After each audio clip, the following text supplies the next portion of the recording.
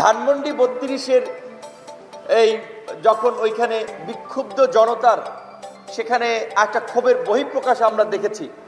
আমরা যখন লক্ষ্য করছি এটাকে কেন্দ্র করে আরো নৈরাজ্য তৈরি হতে পারে, আরো উস্কানি তৈরি হতে পারে, সেজন্য আমরা বলেছিলাম যে দায়িত্বশীল নাগরিকের জায়গা থেকে প্রকাশ্যে ভায়োলেন্সকে আমি উৎসাহিত করতে পারি না, প্রকাশ্যে সংঘাতকে আমি সমর্থন করতে পারি না, সহিংসতাকে আমরা সমর্থন করতে পারি না। আজকে এক জায়গায় আগুন লাগবে, সেই আগুন অন্য জায়গায় এসে পড়বে না। সেই আগুনটা যে আমার ঘরেও আসতে পারে সেটা কি সংশয় নাই। এই যে ধানমন্ডি ৩২ থেকে ঢাকার বাইরে আরো বিভিন্ন জায়গায় চললো, এবং এইটা করতে গিয়ে আবার কিছু মানুষ যারা ধরেন রাগে ক্ষোভে এই ফাঁসিবাদের প্রতি ঘৃণা প্রকাশে সেখানে গিয়েছিল, তারা অনেক আহত হয়েছে।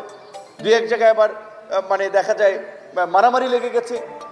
তো আমরা ৫ই আগস্টের পূর্বে যেভাবে সমগ্র জাতি ফাঁসিবাদের পতনে ঐক্যবদ্ধ ছিলাম, ইস্পাত সম ঐক্য ছিল, ৫ই আগস্টের পরেও যদি এগুলো উড়িয়ে দেওয়া যেত, ধূলিসাৎ করা যেত, তখন কেন করা হলো না? তখন তো এগুলোকে প্রোটেকশন দিয়েছে। কারা প্রোটেকশন দিয়েছে আমরা জানি না, টাকা নিয়ে পয়সা নিয়ে প্রোটেকশন দিয়েছে। তো এখন কেন ৬ মাস পরে হঠাৎ করে মনে পড়লো? মানে ঘুমাইয়ে অর্ধেক ঘুমাইয়ে মনে পড়ছে যে এখন একটু বাথরুমে যাওয়া দরকার, এরকম অবস্থা। এই অভ্যুত্থানের চেতনাকে বিক্রি করে কেউ দল করব, কেউ দখলবাজি করব, চাঁদাবাজি করব, ক্ষমতায় যাব, এইটা তো অভ্যুত্থানের আগে জনগণকে আমরা বলি নাই। ৬ মাসে কি সংস্কার হয়েছে? খালি টেলিভিশনের হেডলাইন হচ্ছে, পত্র পত্রিকায় লেখা হচ্ছে, শ্বেতপত্র প্রকাশ করেছে নাকি ২৮ লক্ষ কোটি টাকা পাচার করেছে। কারা কারা ২৮ লক্ষ কোটি টাকা পাচার করেছে নাম এসেছে আপনাদের সামনে।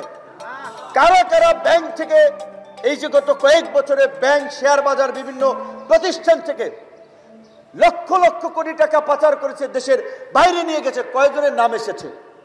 যে এই বসুন্ধরার মতো আপনার এই মাফিয়া দুর্বৃত্ত বাংলাদেশিতে সবচেয়ে ভূমিদস্যু শিল্প কারখানা, জনগণের রক্ত চুষে আজকে ১০০০ কোটি টাকার মালিক হয়েছেন, মরার পরেও শেখ হাসিনার সাথে গিয়ে জান্নাতে থাকতে চেয়েছেন, তারা এখন ব্যবসা বাণিজ্য করছে দেদারসে। তাদের মতো মাফিয়াদের বিরুদ্ধে ওরিয়নের মতো এবং আরো যারা এস আলম কিংবা আরো যে সমস্ত গ্রুপ, নাবিল গ্রুপ, এই যারা হাজার হাজার কোটি টাকা আপনার ব্যাংক থেকে হাওয়ার মাধ্যমে উড়িয়ে নিল, কয়জনের বিরুদ্ধে ব্যবস্থা নেওয়া হয়েছে?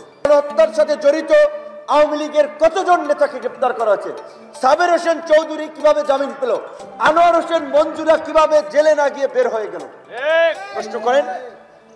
উপদেষ্টাদের অনেকের পরিচিত, বিভিন্ন তদবিরে অনেকে ঠিকই শেখ হাসিনার আমলে মাফিয়াগিরি করেছে, দুর্বৃত্তায়ন করেছে, তারা এখনো নিজেদের ব্যবসা বাণিজ্য কার্যক্রম সবকিছু করছে।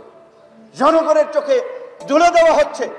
বিপ্লবের নামে জনগণকে উস্কানি দিয়ে আরেকটা দেশে নৈরাজ্য তৈরি করার একটা প্রয়াস নিয়ে তারপরে যেন হাটপাটি ক্ষমতা টেকওভার করতে পারে, আবার যেন আমরা ভুক্তভোগী হই, সেই পরিস্থিতির দিকে আমাদেরকে ঠেলে দিচ্ছে।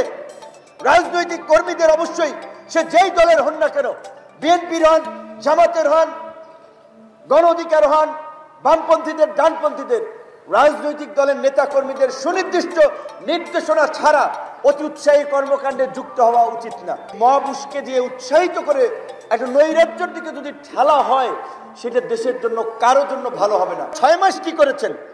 ৫ই আগস্ট থেকে ৮ই আগস্ট সরকার ছিল না, এই বিপ্লবী ছাত্র জনতার দখল ছিল, তখন কেন মাটির সাথে মিশিয়ে দিলেন না? এখন এইখানে ঘটনা ঘটছে, পাকিস্তান রিয়্যাক্ট করছে, ভারত রিয়্যাক্ট করছে।